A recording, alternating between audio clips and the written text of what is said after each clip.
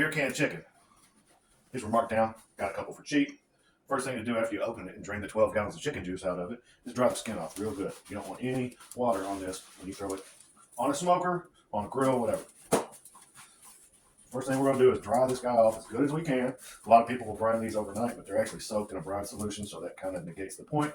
You could do a dry brine on it, sprinkle salt on the skin, let it sit overnight in the fridge, and that would bring a lot of the moisture out of it. However, I'm not going for that today. I'm just going to cook one. Once we've got it as dry as we can get it, we flip it over, hit the bottom, on the top.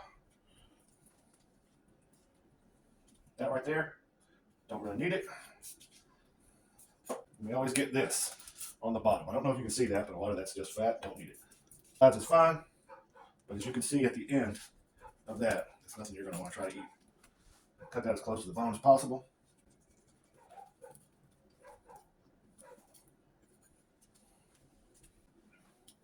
Okay, for the most part, that is about what I want out of this dude. Now here comes the fun and hard part. Putting oil on this guy so your rub will actually stick to it, because you cannot use water like you do with barbecue. This skin has to be as dry as you can possibly get.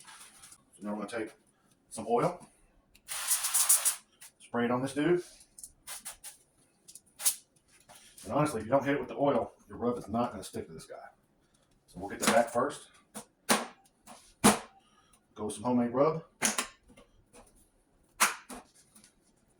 It's mainly Weber's beer can chicken and Kinder's chicken roast seasoning. I put a little bit of paprika and a couple of extras, a little bit of garlic powder. Gave it a nice red hue. We just want to get this guy as coated up as possible. Generally, when you do a beer can chicken or a rotisserie chicken, that's going to be the best wings you've ever had.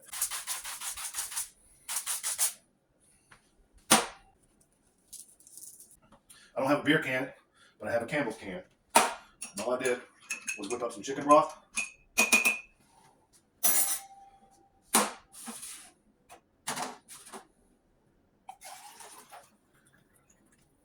It's going to be my liquid.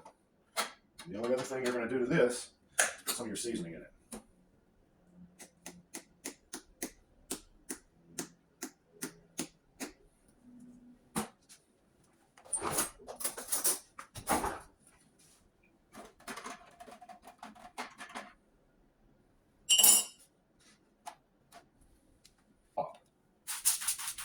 Once you lay it down on its back, you start rubbing off stuff.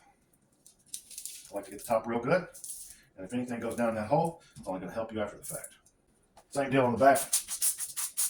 Get the underparts covered in oil. We'll double tap. Let that sit for a second. Round two. See, I just barely touched that skin and it came right off. So we will, after we pick this guy up, have to do some touch-up work on it. Now I'm going to glove both hands up. Okay, that's what it looks like all stood up. Tried to bring back as much of that seasoning on it as possible. It fell off, and we've already got the smoker going. I've already swapped out my wood chips for something that's better suited for chicken. Kept it in the pan because it's extremely hard to deal with if you're just dealing with a little stand, so it will cook in this pan. Pretty nice and hot. What we're going to do is slide her in here.